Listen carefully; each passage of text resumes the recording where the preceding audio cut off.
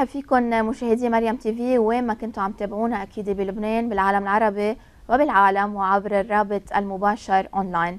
حلقتنا اليوم استثنائيه اكيد بضيفه استثنائيه بحيث رح يكون معنا مافيك كابريرا باليزا. She's the Chief Executive Officer at the Global Network of Women Peace Builders لنحكي أكيد عن دور المرأة بصنع السلام وعن وركشوب هي لها اليوم بلبنان أكيد بالتعاون مع الهيئة الوطنية لشؤون المرأة اللبنانية رح تخبرنا أكثر عنها. أكيد welcome Mrs. مافيك. We have the honor to welcome you أكيد in الموعد and in مريم TV. Thank you so much. It's my pleasure to be here, and I want to say good morning to all your viewers. Good morning and welcome again. First of all, Mrs. Mafik, you are the Chief Executive Officer of the Global Network of Women Peace Builders. We would like you to give us a brief and give أكيد our audience, الموعد and Mariam TV audience, a brief. What is أكيد the Global Network of Women Peace Builders? The Global Network of Women Peace Builders is an international coalition of women's rights organizations and other civil society groups from more than 50 countries. We're based in New York, but we work globally. And the main objective of our organization is to ensure the implementation of a set of laws adopted by the United Nations Security Council on women, peace, and security. Primarily, they are asking governments that are members of the United Nations to ensure that women are participating in decision-making and peace building and conflict prevention at all levels, at the national, at the local, and at the regional level. So women are not just on the side when peace negotiations are happening, but they are at the table participating in decision making. What's the percentage of women participating in peacemaking and in decision making nowadays, Mrs. Mafik? Unfortunately, it's very low Yes. when it comes to the formal and official peace negotiations. Statistics from the United Nations says that it's below 15% in the last 10 years in formal negotiations. But at the community level, women are very active, very visible. They are mediators and negotiators.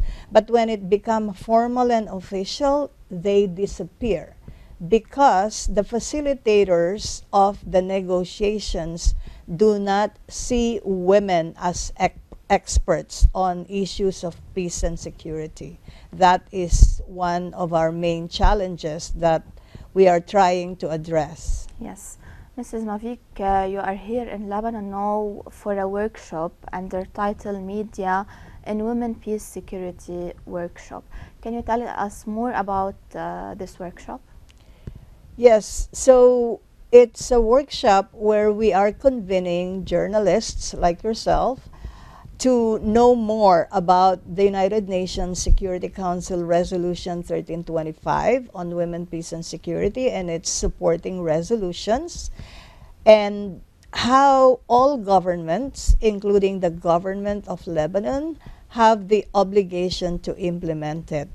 And surprisingly, but maybe not, the resolution, which is an international law, is now almost 22 years old, but very few people still know about it. But the good thing is, in Lebanon, the government adopted a national action plan on women, peace, and security, coordinated by the National Commission for Lebanese Women. Mrs. Claudia Naon. Right. She was at our workshop yesterday and highlighted the importance of the resolution, which was very timely because we marked the International Women's Day yesterday, right? So I'm also greeting you. Happy International Women's Day. Thank you. My greetings as well. Yeah, but going back to my point, the government of Lebanon adopted a national action plan, and we want to work with the media to popularize the national action plan on women, peace, and security to generate more support from the public and, of course, from all government ministries and agencies. What's the importance of media now in supporting women's rights, in supporting your program 1325 program, and in supporting women as a peacemakers or peace builders? The media is a very important social institution. The success and failure of policy making and policy implementation relies so much on the partnership with the media. You see, the challenge that we face in this resolution 1325, as I was saying, it's almost 22 years old now, going on its 22nd anniversary in October. It's a very important resolution. It elevates the status of women, and it tells all governments that are members of the United Nations, you need to do something. You need to ensure that women are not just on the sidelines, but they are participating in decision making. But you cannot generate support for something that people don't know. And sometimes in other countries, I'm not saying in Lebanon, even within government, they don't know. The only ones who know are the ones who are supposed to coordinate it. But the other ministries are not aware that they too have an obligation to support or even to participate in actual implementation. Right? The Ministry of Justice, the Ministry of Defense, the Ministry of Health, all have obligations to ensure that women have equal opportunities in decision making and in peace building. Yes. As we know, you pioneered the legalization of the UNSCR 1325 and 1820 program. I want you to tell us more and tell the audience more about this program. Yes, so our work is ensuring that governments, first governments, know about these resolutions because they are the ones who hold the mandate. The UN is made up of governments, but the UN work on a variety of issues: peace and security, climate change, education, agriculture, health, and so on and so forth. So you need to draw attention on the importance of peace and security and how peace and security affects all aspects of our lives. We cannot have prosperity. Business will not thrive. We cannot have education if our children are, in an environment where it's insecure. It's basically the foundation for everything. So so our work is first to make them aware, because sometimes they say that, oh, we're not aware of that because it's only coming from the Security Council. No, you need to be aware because this is an international law that you need to implement in your country. And then second is the how. You cannot just give them a copy of the resolution. You need to work with them on, okay, so Lebanon has a National Commission for Lebanese Women.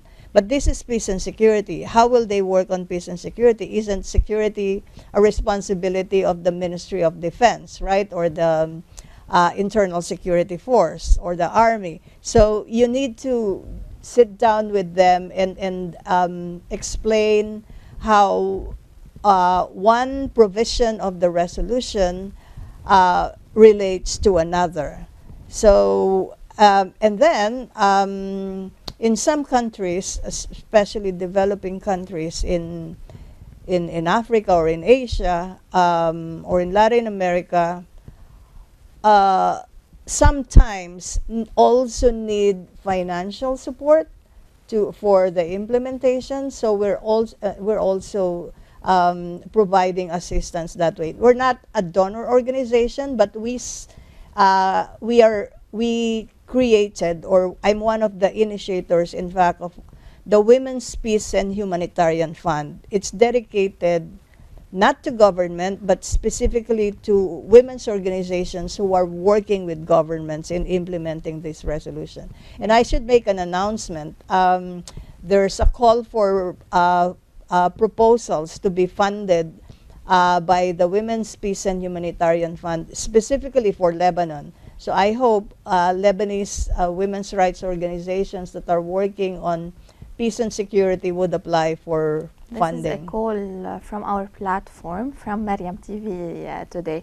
On a side note, as I was as well doing my research, I got to know that you were awarded the best thesis at the University of Philippines on this program on the UNSCR 1325. What's the status of Lebanon today from this program or from the UNCSR 1325? I think Lebanon is doing good. First, it adopted a national action plan on women, peace, and security. I believe it ended the time frame, but it was extended, so that's good.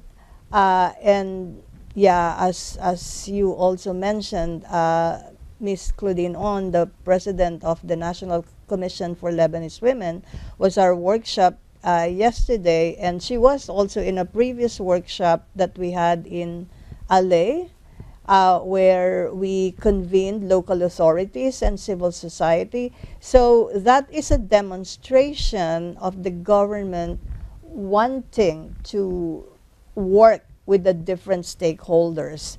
I think there is, there's still, of course, room for improvement, involve more government ministries in the implementation, which is, I always emphasize that even though the coordinating government agency is there to ensure that it's broadly and successfully implemented, everyone has to contribute. It's what we call whole of nation approach, meaning the ownership, the responsibility. Not only one person. Exactly, yes. Not just one person, definitely not just one agency, but the different ministries that where security is part of their mandate, and the whole society. And we also believe in the principle of sustaining peace. What is sustaining peace? It means that you don't only think of peace when there is already an imminent conflict. So like what happened in Afghanistan. It's peace for a lifetime. Right. In other words. Yes. Exactly. You're exactly right. It's actually should be part of our global culture and our lifestyle. Exactly. Yeah. Daily life. Exactly. Yeah. Yes. So we're moving on the right track in Lebanon. How can women and girls who work lead their way to a better future, Mrs. Mafik? How can women and girls? Yes, who are workers, lead their way to a better future? It's first recognition of their rights by the government. What are those rights? Right to equal opportunities for education, right to equal opportunities for employment, and protection from sexual and gender-based violence and all forms of discrimination. So the government has a very, central role. But also, we know that women and girls need to be aware of their rights so they can claim them, they can demand them. You need to, a lot of times, they're not offered to you like, written on a piece of paper, these are all your rights and your opportunities. It's not like that, right? And people come from different socioeconomic status, different backgrounds, so they have either opportunities or obstacles based on a lot of times where they are born, the situations they are born. But again, the government is central to ensuring that opportunities are equal, and unfortunately, they are not. So in such situations, women and girls and their parents and their schools need to create that enabling environment so that they are capacitated and they are made aware of their rights, and for them to demand and assert and exercise their rights. You can be aware, right? But you're still not exercising your right. Yes, yes. Mrs. Mafik, what do you think the obstacles are that women are facing concerning peace building or concerning achieving peace in general? As I said, they're not part of the decision making, and they're sometimes they are consulted, like women like me who are part of the civil society. We are consulted, but the consultation doesn't result in inclusion in the decision, and that's where we speak out strongly and loudly. Look, we tell the governments and the UN and other facilitators and mediators of peace processes, women make up, on the average, 50% of the population globally. If you don't include women in peace processes and in decision making, you are losing that richness in the experience, knowledge, and wisdom of the 50% of the population. So, second, there are laws and policies you have here in Lebanon that recognize women and girls' rights. Lebanon is one of the states parties to the UN Convention on the Elimination of All Forms of Discrimination Against Women. This is an international law on women's rights. So there are laws internationally and nationally. So there are two things. It's both the right thing to do because it's under the law, and it's also the smart thing to do because we contribute to the solution. So, but for women and girls who are still not aware. Exactly, I want to talk about this, Yeah. this topic. Don't you think we are suffering from lack of awareness concerning peace building and decision making?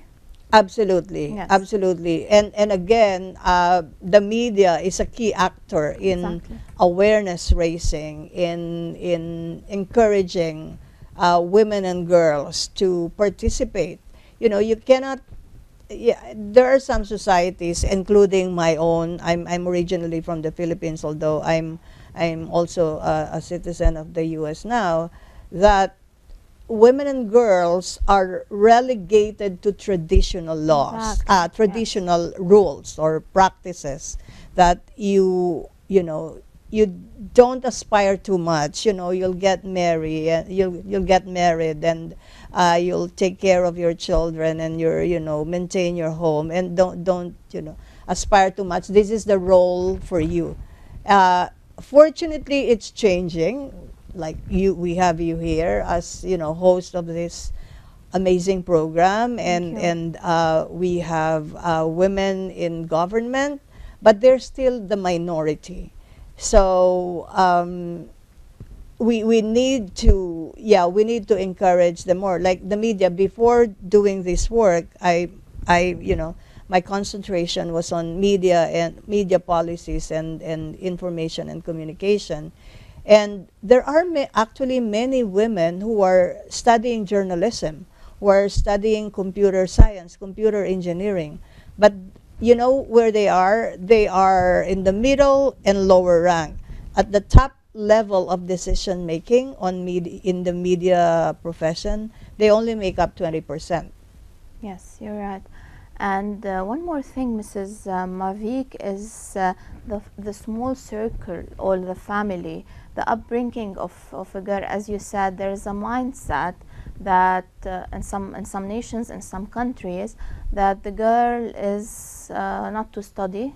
She will get married, she will be a mother, and so we need to be aware of these small little stuff and these aspects in life as well. How to upbring our child, how to upbring our girl, so that she can be a decision maker in the future or a peacemaker in the future as well. You're absolutely right. As a global policy advocate, I lobby the government. I advocate with the government to ensure education is accessible, to ensure that they participate in decision making, that there are international laws on violence against women and discrimination against women. But so that's accountability of governments and the UN, the multilateral institutions. But I also say there's an accountability in the family and in the community. That's where it starts. So if a family raises their daughters and differently from their sons, you have fundamental problems there. If they say that, okay, our son is free to take up any course that they want, but you, because you're a woman, just, you know, study nursing or study education, or, you know, it's enough for you to just have an undergraduate degree, but your brother needs, you know, graduate studies, specialization. That is so unfair. And that's where inequality starts. This is one of the obstacles, unfortunately. Yeah. Yes. At the end of our interview, Mrs. Mafik, I want you first to send a quick message to the Lebanese women ahead of the International Day of Women through your lens and through Mariam TV. What would you tell the Lebanese women? First of all, I am a great admirer of Lebanese women, and it's not only here that I've seen that many of you are very empowered and aware of your rights and your skills and your contribution to society. I've been telling all of my Lebanese friends, I travel extensively around the world, and in whether it's Australia, Canada, United States, the UK, developing countries like Ghana, Liberia, Sierra Leone, Lebanese people run the most successful businesses. So there's so much skills there. There's so much knowledge. There's so much expertise among women and among men. Of course, I still see more men. So I congratulate you for that, and I also challenge you to aim higher, because you can really achieve much more. And I a belated happy International Women's Day, but we still have the whole month of March as International Women's. The whole year as well. Yeah, in fact, it should be throughout the year. Yeah, I also want to leave you with one of my favorite quotes, which is, "Strong women, may we be them, may we raise them." Amen. And with your quote, I want to end the interview. Mafik Kابريرا, باليزا, Chief Executive Officer of the Global Network of Women Peace Builders, thank you so much. It's an honor to have you today, and it's an honor to hear your opinion and to hear your message, Akida, about the Lebanese citizens in general, and in specifically about the Lebanese women. Thank you so much. Thank you so much. Shukran for the opportunity. مشاهدينا، مع مسز مافيك كابريرا باليزا اكيد بنكون وصلنا انا وياكم لنهايه فقرتنا اليوم. بتمنى انكم تكونوا استمتعتوا واخذتوا القوه منا، واكيد نحن بنتمنى انه السلام يعم وتكون المراه هي صانعه السلام الاولى بالمستقبل. شكرا لكم.